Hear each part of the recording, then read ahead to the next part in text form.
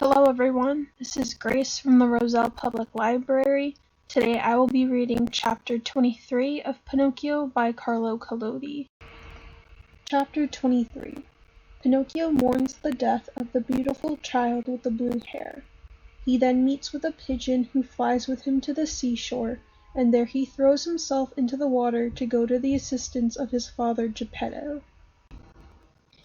As soon as Pinocchio was released from the heavy and humiliating weight of the dog collar, he started off across the fields, and never stopped until he had reached the high road that led to the fairy's house.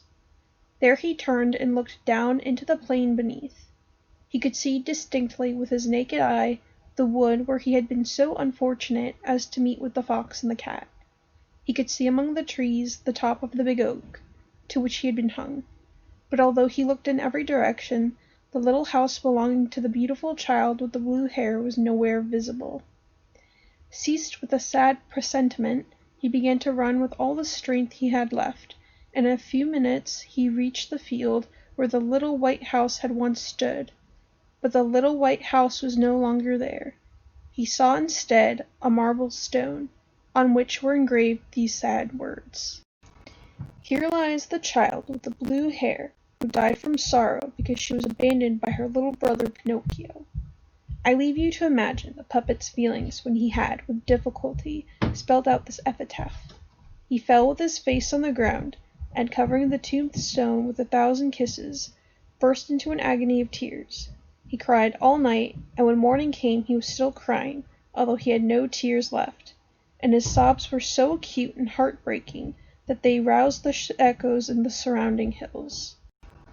And as he wept, he said, "Oh, little fairy, why did you die? Why did not I die instead of you, I, who am so wicked, while you are so good? And my papa, where can he be? Oh, little fairy, tell me where I can find him, for I want to remain with him always, and never to leave him again, never again. Oh, little fairy, tell me that it is not true that you are dead. If you really love me, if you really love your little brother, come to life again. Come to life as you were before.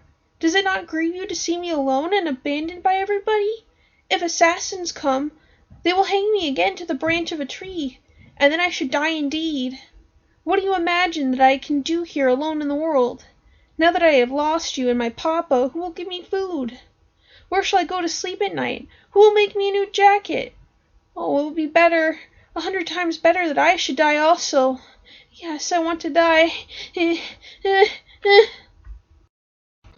In his despair, he tried to tear his hair, but as his hair was made of wood, he could not even have the satisfaction of sticking his fingers into it.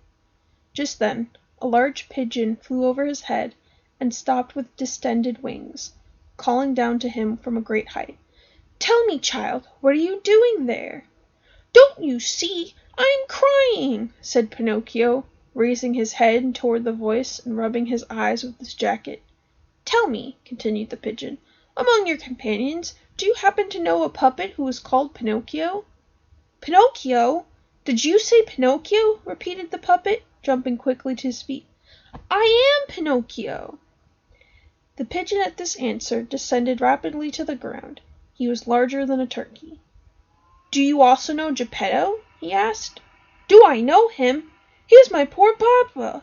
Has he perhaps spoken to you of me? Will you take me to him? Is he still alive? Answer me, for pity's sake, is he still alive?" "Building a little boat for himself to cross the ocean. For more than 3 months that poor man has been going all around the world looking for you. Because he has not succeeded in finding you, he has now taken it into his head to go to the distant countries of the New World in search of you." "How far is it from here to the shore?" asked Pinocchio breathlessly. "More than 600 miles. 600 miles! Oh, beautiful pigeon, what a fine thing it would be to have your wings. If you wish to go, I will carry you there." "How?" "Astride of my back. Do you weigh much?" "I weigh next to nothing. I am as light as a feather." And without waiting for more, Pinocchio jumped at once on the pigeon's back, and putting a leg on each side of him as men do on horseback, he exclaimed joyfully, "Gallop! Gallop, my little horse, for I am anxious to arrive quickly." The pigeon took flight, and in a few minutes had soared so high that they almost touched the clouds. Finding himself at such an immense height, the puppet had the curiosity to turn and look down. But his head spun round, and he became so frightened that to save himself from the danger of falling, he wound his arms tightly round the neck of his feathered steed. They flew all day. Toward evening the pigeon said, "I'm very thirsty." "And I am very hungry," rejoined Pinocchio. "Let us stop at that dovecot for a few minutes, and then we will continue our journey, that we may reach the seashore by dawn tomorrow." They went into a deserted dovecot, where they found nothing but a basin full of water and a basket full of vetch. The puppet had never in his life been able to eat vetch. According to him, it made him sick and revolted him. That evening, however, he ate to repletion, and when he ate he nearly emptied the basket. He returned to the pigeon and said to him, "I never could have believed that vetch was so good." "Be assured, my boy," replied the pigeon, "that when hunger is real, and there is nothing else to eat, even vetch becomes delicious. Hunger knows neither caprice nor greediness." Having quickly finished their little meal, they recommenced their journey and flew away. The following morning they reached the seashore. The pigeon placed Pinocchio on the ground, and not wishing to be troubled with thanks for having done a good action, flew quickly away and disappeared. The shore was crowded with people who were looking out to sea, shouting and gesticulating. "What has happened?" asked Pinocchio of an old woman. "A poor father who has lost his son has gone away in a boat to search for him on the other side of the water, and today the sea is tempestuous, and the little boat is in danger of sinking." "Where is the little boat?" "It is out there in a line with my finger," said the old woman, pointing to a little boat which, seen at that distance, looked like a nutshell with a very little man in it. Pinocchio fixed his eyes on it, and after looking attentively, he gave a piercing scream, crying, "It's my papa! It's my papa!" The boat, meanwhile, beaten by the fury of the waves, at one moment disappeared in the trough of the sea, and the next came again to the surface. Pinocchio, standing on the top of a high rock, kept calling to his father by name, and making every kind of signal to him with his hands, his handkerchief, and his cap.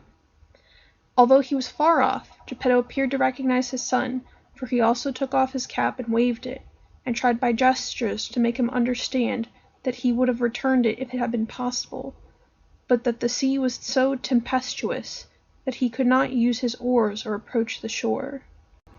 Suddenly a tremendous wave rose and the boat disappeared. They waited, hoping it would come again to the surface, but it was seen no more. "Poor man!" said the fishermen, who were assembled on the shore, and murmuring a prayer they turned to go home.